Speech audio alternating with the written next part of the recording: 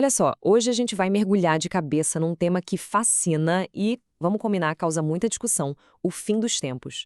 A gente vai explorar as ideias de um livro chamado Consumacionismo Bíblico, que faz uma promessa bem ousada, viu? Ele propõe uma linha do tempo super precisa, quase matemática mesmo, para tentar botar um ponto final em debates que duram séculos. Bora ver no que isso.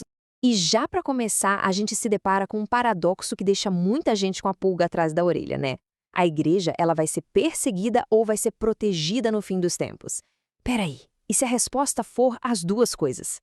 Como é que pode a Bíblia prometer livramento da ira de Deus e ao mesmo tempo falar de um sofrimento pesado para os santos?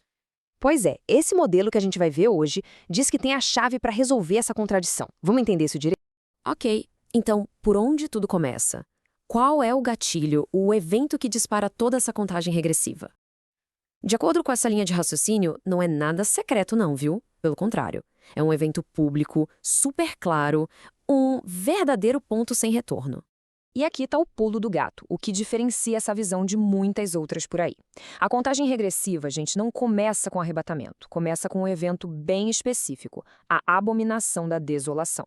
Ou seja, o relógio dos últimos 3 anos e meio começa a contar não com algo no céu, mas com um ato de profanação aqui na terra, no lugar santo.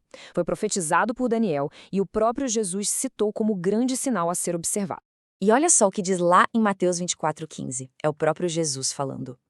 Quando, pois, virdes a abominação da desolação, de que falou o profeta Daniel no lugar santo, e aí vem o detalhe, quem lê, entenda. Isso dá um peso enorme, né? Não é para ser uma metáfora, algo vago. É um marcador, um sinal claro. O início, sem sombra de dúvida, da grande tribulação. É um aviso que simplesmente não dá para ignorar. Beleza.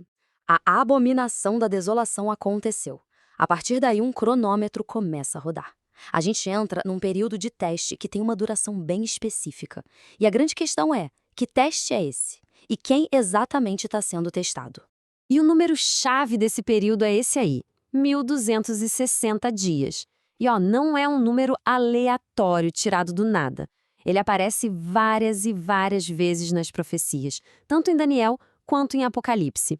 Às vezes como 1260 dias, às vezes como 42 meses ou 3 anos e meio.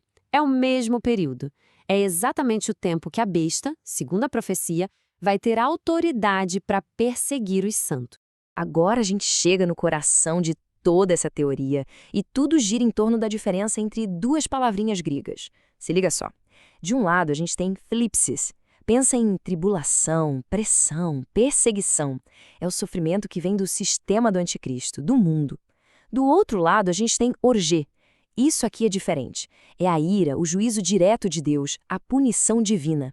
E a tese central é essa: a igreja passa pela trípsis, pela perseguição, mas é salva da orgê, da ira de Deus.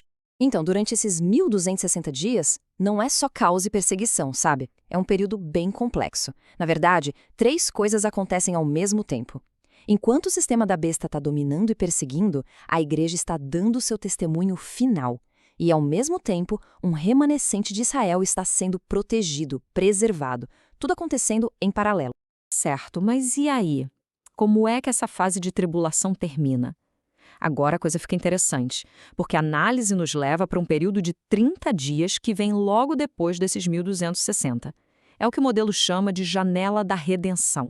Olha essa linha do tempo. No dia 1260, a autoridade legal da besta para perseguir acaba. Ponto final. Mas a ira de Deus só começa a ser derramada no dia 1290. E esses 30 dias no meio? Essa é a tal da janela da redenção. Segundo essa interpretação de Daniel 12, esse tempo não está ali por acaso. Ele tem um propósito divino muito, muito específico: o resgate da igreja. E como é que esse resgate acontece? A chave, segundo essa teoria, está numa analogia, uma analogia agrícola lá de Apocalipse 14. É a lógica de 2 colheitas, uma depois da outra. E é essa lógica que explica o timing do arrebatamento, e porque ele aconteceria depois da tribulação, e não antes. Vamos lá, primeira colheita, o trigo. O trigo representa a igreja, os fiéis. Eles são recolhidos para dentro do celeiro de Deus. Pensa nisso. São as primícias, os primeiros frutos, aqueles que aguentaram firme durante os 1260 dias de perseguição. Esse momento é o arrebatamento, a hora de serem levados para a segurança. E só depois, Só quando o trigo já está seguro no celeiro é que começa a segunda colheita, a colheita das uvas. E as uvas, elas representam os ímpios, aqueles que seguiram e adoraram a besta. Elas são lançadas no que a Bíblia chama de lagar da ira de Deus. A ordem aqui é fundamental, percebe? Primeiro o resgate, a salvação, depois o juízo. E o que dispara tudo isso, as duas colheitas? Um único evento, o toque da sétima trombeta. Pensa nela como um grande interruptor divino. Quando ela toca, ela sinaliza o fim da tribulação, ao mesmo tempo ela inicia a primeira ressurreição e o arrebatamento. E na sequência, libera as taças da ira de Deus sobre a terra. Tudo acontece a partir desse momento. A partir desse ponto, a narrativa se divide. É como se a gente tivesse dois palcos completamente diferentes. O que acontece no céu é uma coisa. O que acontece aqui na Terra é outra, totalmente oposta. Um contraste absurdo. E olha só essa tabela que resume bem. Lá no céu, o que está acontecendo? O tribunal de Cristo, onde a igreja resgatada recebe suas recompensas, e logo depois as bodas do Cordeiro. É uma festa, uma celebração. Enquanto isso, aqui na terra, as 7 taças da ira de Deus são derramadas sobre o reino da besta e seus seguidores. Uma experiência de recompensa e outra de juízo acontecendo ao mesmo tempo em lugares diferentes. E é assim que aquele paradoxo lá do começo, lembra? Se resolve. A promessa se cumpre. A igreja é salva da hora da ira, da orge, mas ela não é retirada do período de tribulação, da eclipsis. Em outras palavras, ela passa pela prova para dar seu testemunho, mas é livrada da punição. Faz sentido, né?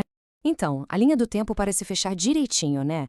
1260 dias de tribulação, 30 dias para redenção. Mas espera aí.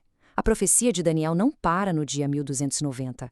Ele menciona uma bênção especial para quem chegar até o dia 1335. 1335 dias. O que isso significa? Por que mais 45 dias? E que bênção é essa que Daniel fala para quem conseguir chegar até essa data? A pergunta que fica no ar é exatamente essa. O que acontece nesses 45 dias finais? E por que chegar nesse dia específico é considerado uma bênção? Bom, essa é uma pergunta que a gente vai deixar para responder na nossa próxima análise. Fica o mistério no ar.